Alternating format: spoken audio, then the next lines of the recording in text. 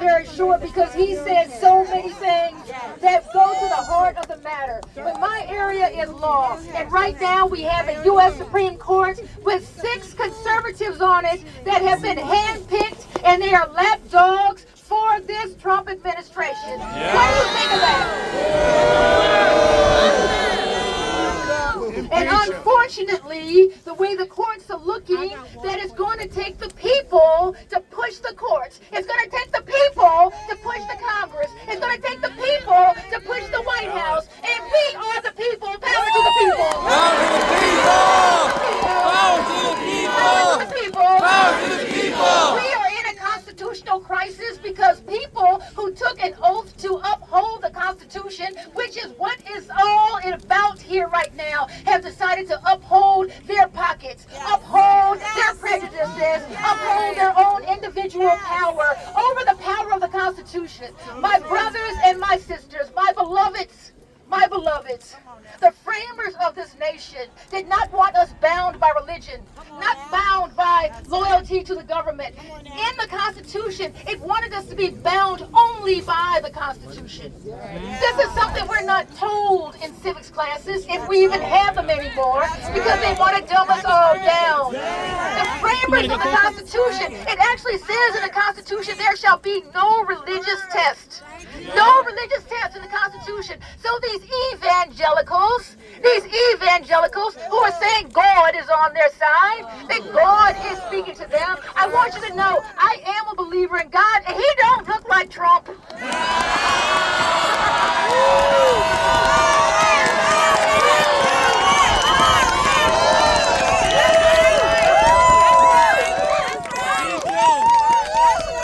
I'm going to end with this. Yes, we have to vote, but something my brother Larry said, and this is Larry Ham, that's his name, Larry Ham, H-A-M-M, Ham. He's an activist, and he's been in the fight for decades. What I want to say is this. We must stay unified. He is right. Divide and conquer has been working for thousands of years. And what defeats divide and conquer? Unity.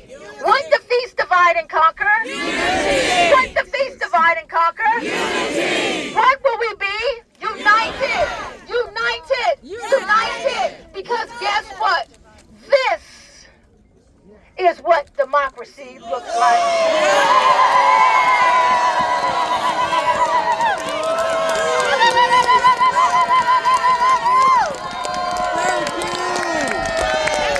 Time to go.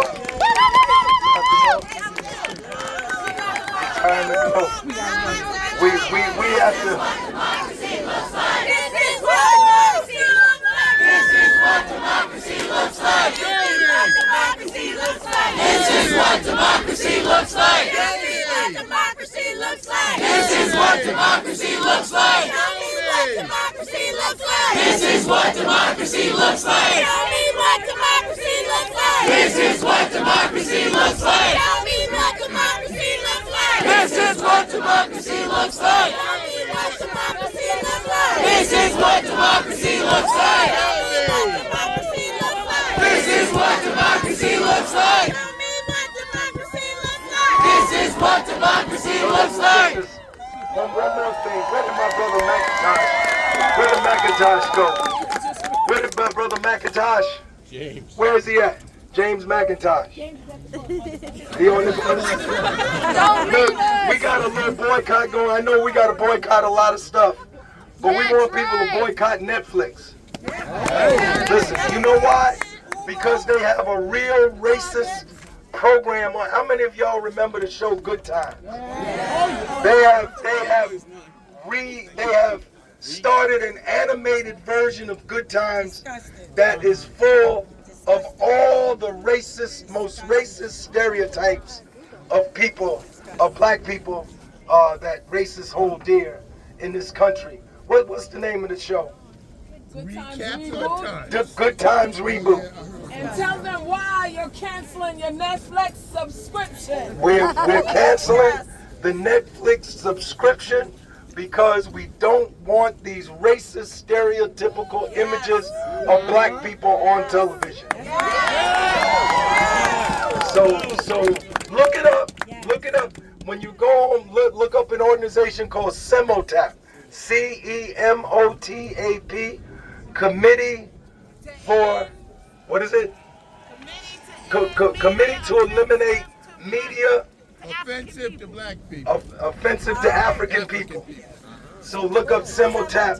They're leading that boycott. YouTube, the presentation is on there.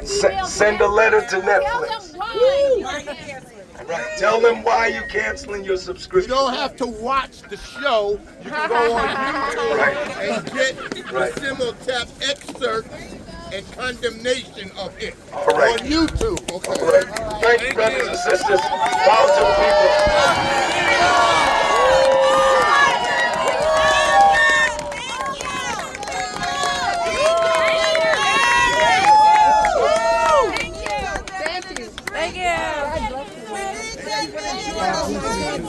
Get home safely. I wish you were in our town. Excellent speech, brother.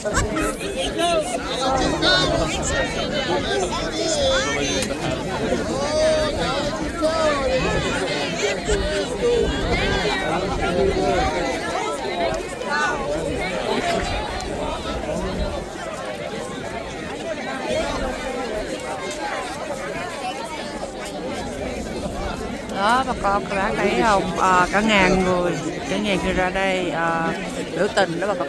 Tôi quay 3 cái video cho bà con coi là ở đâu, mặc dù ở đâu trên toàn thế giới, nhưng mà coi video hôm nay của Phương là sẽ thấy rõ cái gọi là những cái cuộc chính trị ở nước Mỹ hiện nay, những cái hiện tượng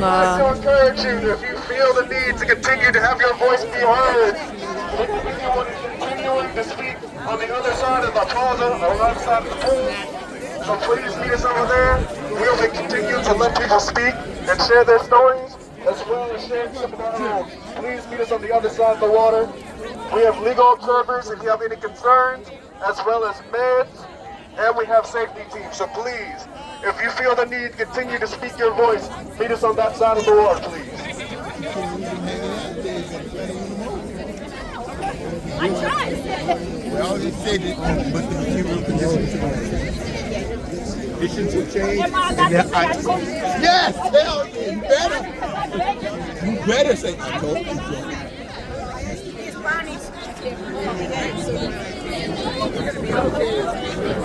Yes, in solidarity for working family, absolutely. Okay? Absolutely, solidarity. Somebody is taking something. Yes, yes, of course. It's a represent for people. It's a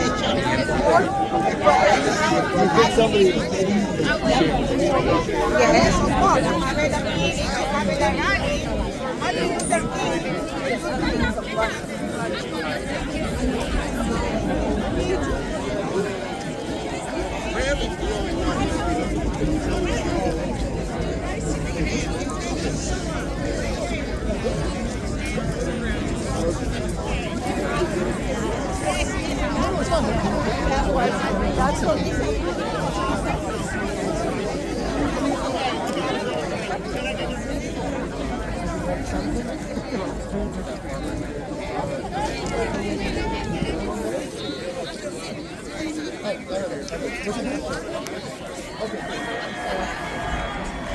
I love This your is what democracy looks like.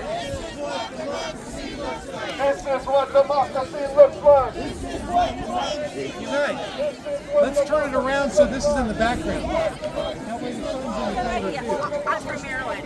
Wonderful.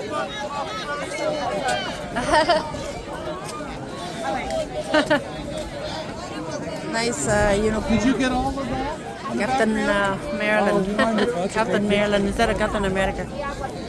Thì coi 3 cái video của Phương hôm nay là bà con cô bác không cần biết là ở tiểu bang nào hay ở xứ nào trên toàn thế giới là cũng thấy cái cuộc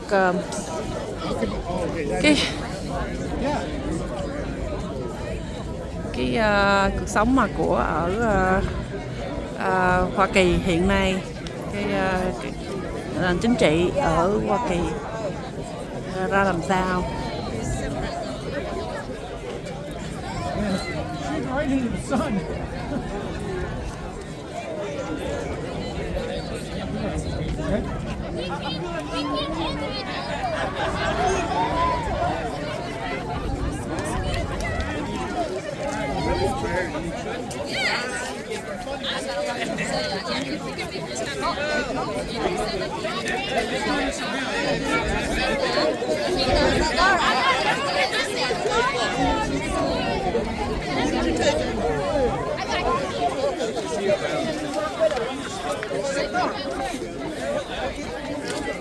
He's not with us, and he gave it to me. He said, "Are you with them?" I said, "Yes." The bus is right there. The bus is right here. Gloria, the bus is right here. Rick, the bus is right here. Yes.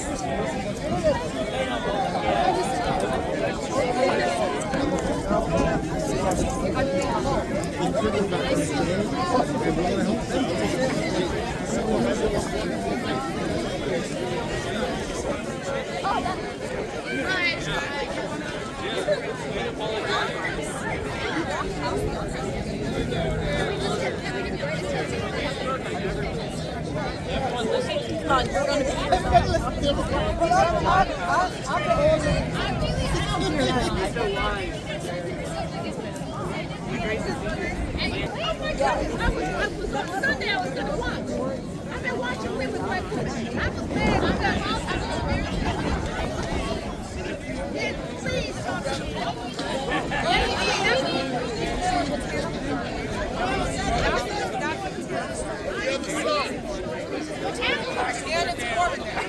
I'm a huge fan of Well, here, let's do this. Let's do real shrimper. Oh, fine. How often do you get to take a picture from the Captain? Beautiful. I hope. No, I just want to see. Okay, here. Where'd she go? I'm right here. Can you take a picture of? Turn it. Give it a second. Hold on. Get me in there. All right. Thank you so much.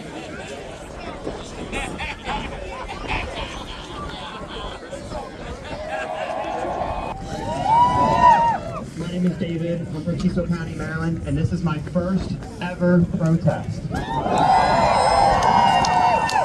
Before I get into what I actually want to talk about, I don't have anything planned to say specifically, so I'm going to try not to go off the cuff, but this has been an absolutely fantastic event. Thank you guys so much, 5051, for hosting this for everyone here. Ladies and gentlemen, in 1938, there was a security conference held in Munich, Germany, discussing what to do with Czechoslovakia when Hitler came crawling. Well, let's just say Czechoslovakia was not invited to this conference, and as a result, all we got was Neville Chamberlain from Britain coming home on a plane waving a piece of paper saying, "Peace in our time." Within 1 year, Adolf Hitler and the Soviet Union marched into Poland, kicking off the deadliest conflict in human history. Ladies and gentlemen, in 2025, there was a security conference held in Munich, and Ukraine was not invited.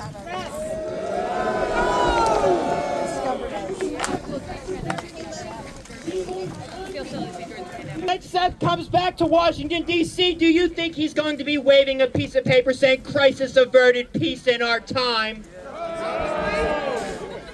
Of course, anyone who knows anything about history like I do knows that appeasement is unacceptable. Ladies and gentlemen, the world is in a very sorry state. And that is the direct result of the Republican Party snuffing out any semblance of resistance against dictators and tyrants like Vladimir Putin. Ladies and gentlemen, we cannot stand for that. The war that Elon Musk is waging on U.S. aid directly affects what the state of the world will be in the next couple years. And of course, all of us would know that if we took a history class. Like this guy says, we've seen this before, and we'll see it again. And you know we'll see it again if we allow Elon Musk and Doge to continue gutting our education system, removing pieces of history that they don't like, and replacing it with nonsense patriotic drivel about how we're some perfect country. Listen to me, folks. We can talk about the times America is great, but we also need to talk about our shortcomings. Because as you all know, the saying, those who refuse to learn from history are doomed to repeat it. Let's keep fighting. Let's keep fighting the good fight. Let's preserve our education, preserve our history, and remember what we got at stake. Thank you.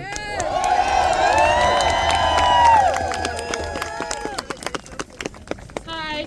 I didn't plan anything. I mean, I have things I want to talk about. So, I'm Sarah. I was the one carrying around a sign of Elon and Trump passionately making out. That was me. Yeah, it's yeah. Thank you, Mom. That's my mom. And yeah, cheer for my mom because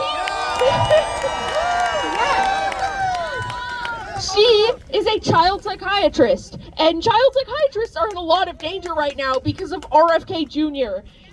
Because he's stupid and he doesn't know what he's doing, and he's being put in a position of power because people are not properly, nobody's being properly educated about the danger that this is. Like our friends in the South, because they are our friends, they're just so misguided.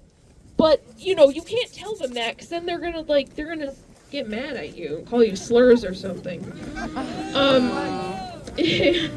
United we stand, divided we fall. And if we just keep perpetuating this divide between the North and the South, then it's just gonna get worse. The Southerners are just gonna hate us more because they don't understand and they don't know.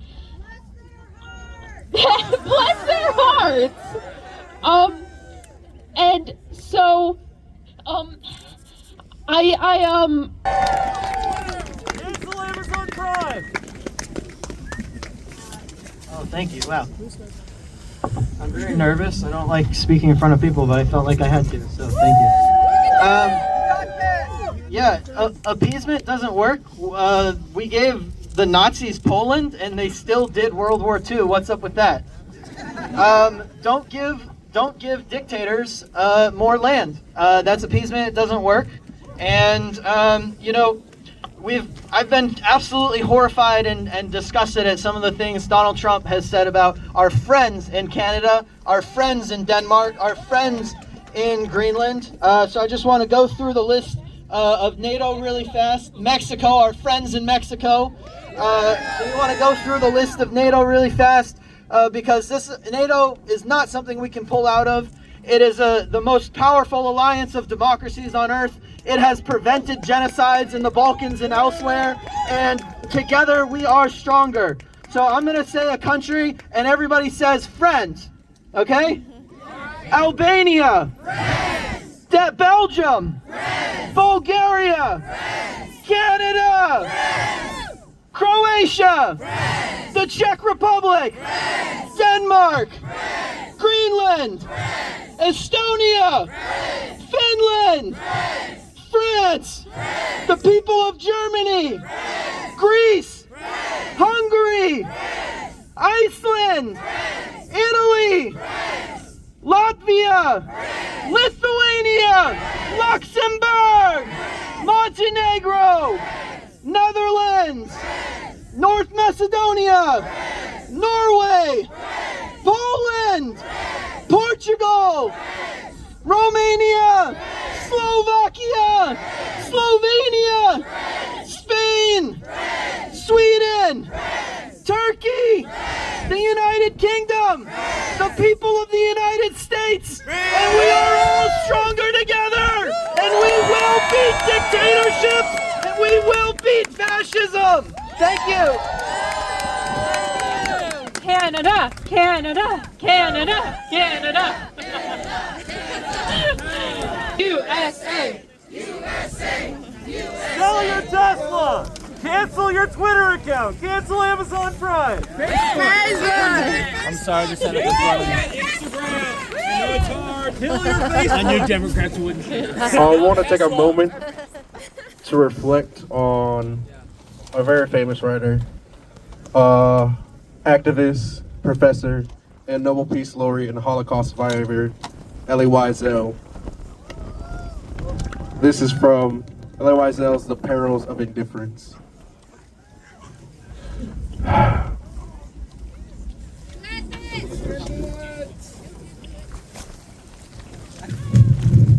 Apologize. This is for me. We all know why we come here today. Each of us is coming from a different background and walk of life. Yet each of us come for the same reason. We have gathered here today in response to the corrupt actions taken by our current administration and their billionaire allies. We have gathered here because their hateful, systematic attack on our families and friends and neighbors, trans people, women, immigrants, minorities, differently abled, is completely unacceptable. We are outraged by their behavior. But friends, this administration's grab for power was not without warning. We as Americans took to the polls and voted for this administration. Despite our frustrations and disappointment, it is the situation that we need to navigate today. These outrageous acts by our government here and now may be brought to us, maybe what brought us here, but the dark tendencies in the human heart are nothing new. 25 years ago, a man with a deep and personal insight into this matter stood here in Washington and spoke not about the vile acts of evil men, but the indifference of the rest of us, who allowed such evils to prevail. Elie Wiesel, author, activist, and Holocaust survivor, shared the following passage in the context of the turn of the millennium, just after the United States had intervened in the conflict, Kosovo. He reflected on the interaction in 1999, during World War II, and any times that humans are faced with such moral dilemmas, stating, "In a way, to be indifferent to that suffering is what makes the human being inhuman. Indifference, after all, is more dangerous than anger and hatred. Anger can at times be creative. One writes a great poem, a great symphony. One does something special for the sake of humanity because one is angry at the injustice that one witnesses. But indifference never creates. Is never creative. Even hatred at times may elicit a response. You fight it, you denounce it, you disarm it. Indifference elicits no response. Indifference is not a response. Indifference is not a beginning, it is an end. And therefore, indifference is always the friend of the enemy, for it benefits the aggressor, never his victim, whose pain is magnified when he or she feels forgotten. The political prisoner in his cell, the hungry children, the homeless refugee. Not to respond to their plights, not to relieve their solitude by offering them a spark of hope, is to exile them from human memory.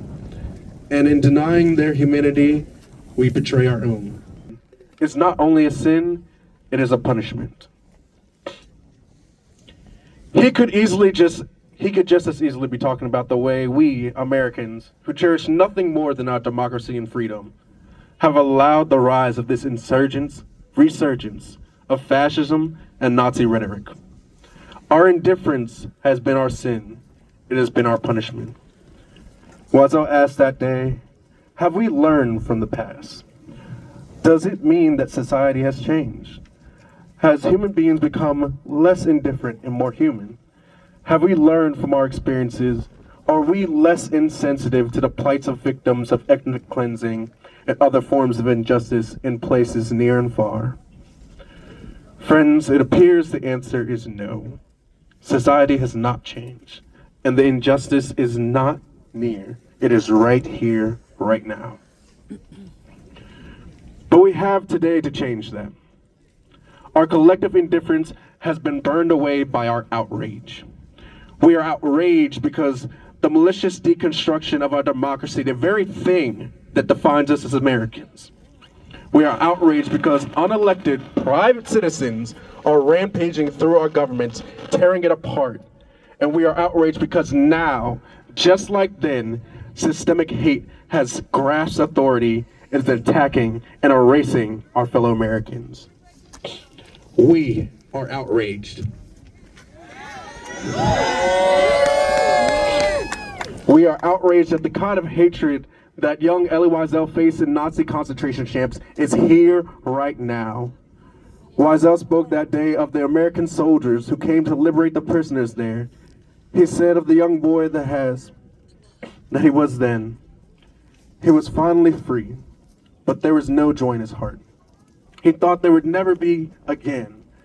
Liberated a day earlier by American soldiers, he remembers their rage as what they saw. And even he lives to be a very old man, he will always be grateful to them for their rage and also for their compassion. Though he did not understand their language, their eyes told him what he needed to know. That they too would remember and bear witness. Will you remember? Will you bear witness? Is our outrage enough?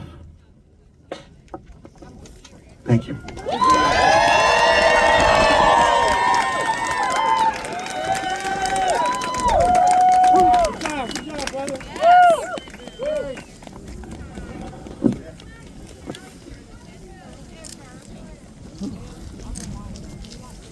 Well thought as one of the most important and best presidents, if not the most important. As we wind down on our programming, we would like to read to you an abridged version of George Washington's farewell speech, which has also been altered for modern language. I did this myself yesterday, so keep that in mind. His farewell address as he left the office of president. The time has come to elect a successor to govern our country, and I, alas, would like to not be considered in the pool of candidates.